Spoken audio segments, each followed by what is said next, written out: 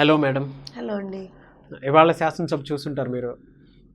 ఒకటి హైలైట్ అయ్యే న్యూస్ ఏదైనా ఉంది అని అంటే చంద్రబాబు నాయుడు గారు రాజశేఖర రెడ్డి గారు నేను మిత్రులం అని మాట్లాడటం. అదే ఆయన అన్న మాటలో ఏమన్నాడంటే, మేము రాజకీయ వైరం ఉంది కానీ మాకు వ్యక్తిగత వైరం ఎప్పుడూ లేదు అన్నాడు. Good statement.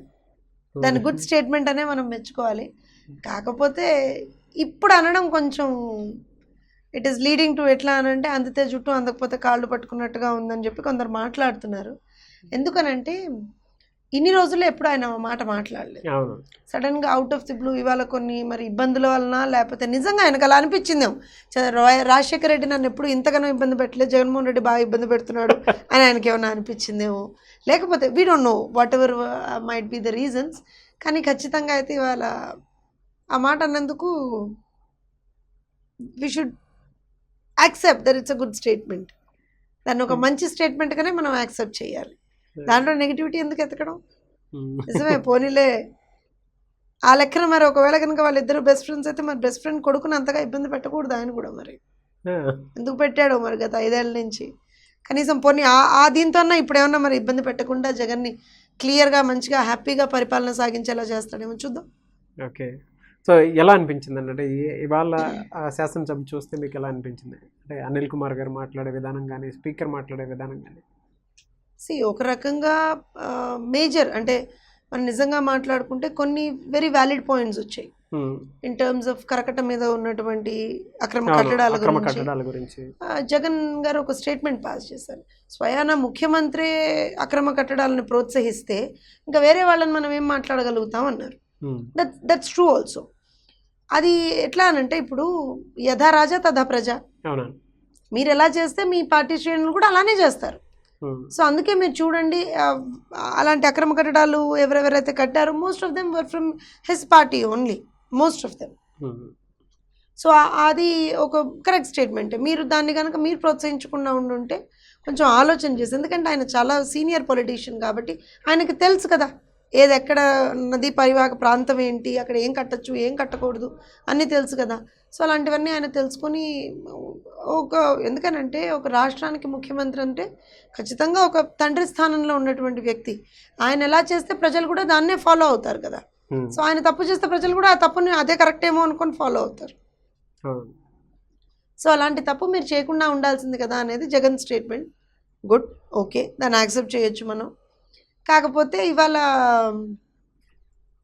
It was interesting to watch Anil Kumar and Nara Lokesh అనమాట. ఆల్ సడన్ అంటే ఇప్పటి వరకు కూడా మనం ట్విట్టర్లో లోకేష్ యుద్ధాలు చూసాం, ట్విట్టర్ వేదికగా లోకేష్ గారి యుద్ధాలని చూసాం ఇప్పటి వరకు. అంతకుముందర ఎప్పుడు ఆయన ప్రత్యక్షంగా యుద్ధం చేయడం చూడలేం మనం. ఈ టర్మ్లో కూడా ప్రత్యక్షంగా యుద్ధం చేయడం ఏం చూడలేదు. ఇవాళ ఏంటో సడన్గా మరి I don't know what he's happened. కాకపోతే ఈయన పప్పు అనగానే ఆయన దానికి చాలా స్ట్రాంగ్ కౌంటర్ ఇవ్వడానికి ట్రై చేశాడు పాపం మన లోకేష్ గారు. సో యాక్చువల్గా వాళ్ళిద్దరి మధ్య ఎందుకు వార్ వచ్చిందో నాకు అర్థం కాల.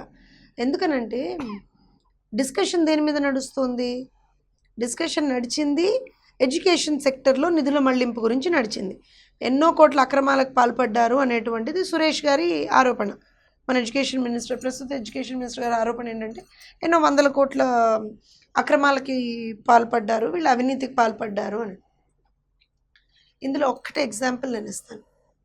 ఎంత దారుణమైన పరిస్థితి అంటే, సరే వీళ్ళు తిట్టుకున్నారా ఏం చేశారో ఒక క్షణం పక్కన పెట్టేసి ఏ లెవెల్లో అవినీతి జరిగింది అనేది చెప్తాను నేను. సరే అందులో చంద్రబాబు ఇన్వాల్వ్మెంట్ ఉందా లేదా నాకు తెలియదు, లెట్స్ లీవ్ ఇట్ అసైడ్.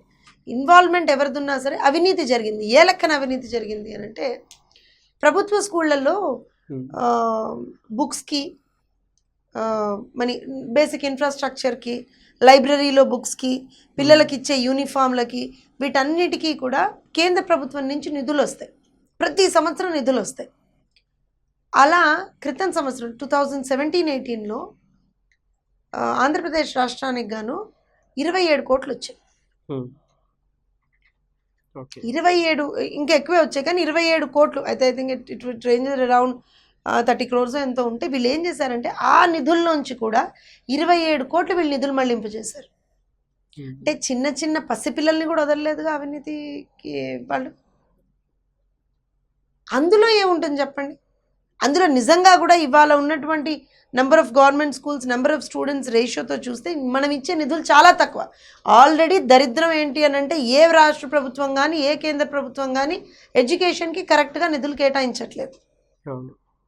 ఉన్నదే గీచిస్తున్నారు అని అంటే అందులో మళ్ళీ అడుక్కునే వాళ్ళ దగ్గర వీళ్ళెళ్ళి ఇంకా దొంగతనం చేసినట్టుగా ఉంది పరిస్థితి. పిల్లలకే అసలు గతి లేక పాపం వాళ్ళు ఏదో ఇచ్చిన దాంతో సరిపుట్టుకుని పిల్లలు ఏదో ప్రభుత్వ స్కూళ్ళ సంగతి చెప్తున్నాను, ఎంత దౌర్భాగ్యం చెప్పండి. సో అలా ఈ కోటెడ్ సర్టన్ ఎగ్జాంపుల్స్, సురేష్ గారు ఈ కోటెడ్ సర్టన్ ఎగ్జాంపుల్స్ దాని మీద మాట్లాడుతూ ఉంటే అనిల్ గారు యాజ్ యూజువల్ ఈయన దుందుడుకుగా ఏమంటారనంటే మంగళగిరి ఇవన్నీ ఈయన మాట్లాడాడు. సడన్గా విశ్వరూపం చూసాం, మరి ఎందుకు అలా అనిపించిందో ఏమో కానీ లోకేష్ గారు చూసాం. But all said and done అది ఒక రకంగా డిస్కషన్ తప్పుదారి పట్టించింది అనిపించింది నాకు. నిజంగా కూడా డిస్కషన్ కరెక్ట్గా వెళ్తే ఎడ్యుకేషన్ సెక్టర్లో ఎంత మేరకు అవినీతి జరిగేది అనేది బయటకు వచ్చేది. విద్యుత్ సెక్టర్లో అవినీతి గురించి మాట్లాడారు ఇవాళ, మీరు గమనించుంటే సభని.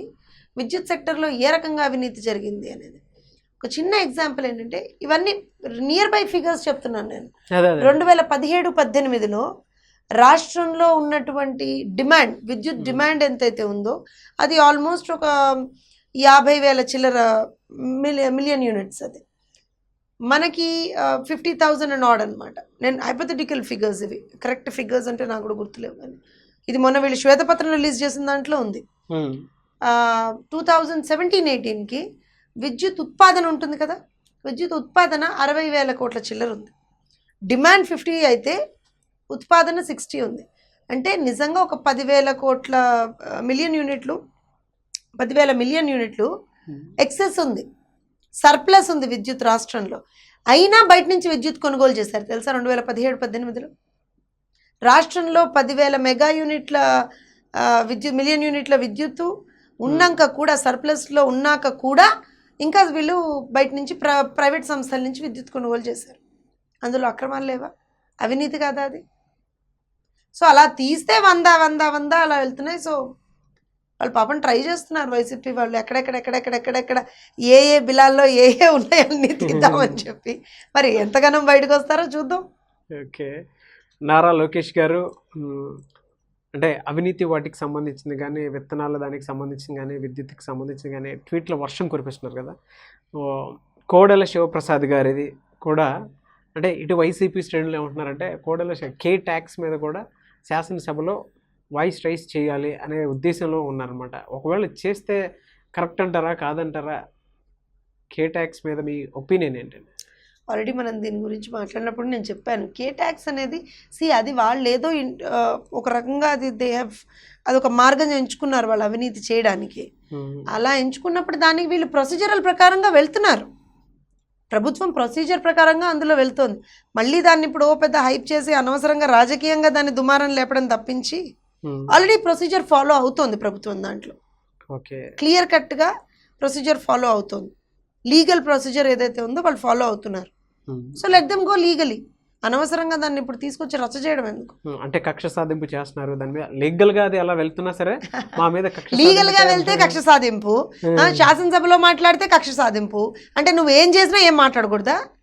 ఇది భలే బాగుంది. మరి మీ మీద నేనేమంటానంటే, మీ మీద ఒక ఆరోపణ నేను చేసినప్పుడు ఆ ఆరోపణ నిరాధారమైంది, అది కరెక్ట్ కాదు అని చెప్పి ప్రూవ్ చేసుకోవాల్సినటువంటి బాధ్యత మీ మీద ఉంది. లేదా నేను ఆరోపణ చేసినప్పుడు మీ మీద ఆరోపణ కరెక్ట్ అని చెప్పి ప్రూవ్ చేయాల్సినటువంటి బాధ్యత నా మీద ఉంది. సో నేను చెప్పేది కరెక్ట్ అని చెప్పడానికి నేను ప్రూఫ్స్ చూపిస్తాను కదా. ప్రూఫ్స్ చూపించాలంటే నేను ఎంక్వైరీ చేయాలి కదా. నేను చేస్తున్నప్పుడు కూడా అదే కక్ష సాధింపు అంటే, ఒకవేళ ఎంక్వైరీలో తేలలేదనుకోండి ఏంటి, అప్పుడు మీరు నిర్దోషులుగా బయటకు వస్తారు కదా. మరి అంత ఓపిక అయితే ఉండాలి కదా. అదేమీ లేకుండా ప్రధానికి కక్ష సాధింపు అంటే మీరు లీగల్గా వెళ్ళకూడదు, మీ మీద ఎంక్వైరీ కమిషన్ వేయకూడదు, అలానే మీ మీద ఏమంటారు అని అంటే వాట్ షుడ్ ఐ సే, శాసనసభలో మాట్లాడకూడదు, ఓ మంత్రి మాట్లాడకూడదు, ముఖ్యమంత్రి మాట్లాడకూడదు, పోనీ ఒక ఎమ్మెల్యే కూడా మాట్లాడకూడదు. ఏమీ చేయకుండా అంటే మీరు చేసిన అవినీతిని అలా బుట్టలో పెట్టి దాని మీద మూత పెట్టేసి పక్కకు పెట్టేయమంటారా?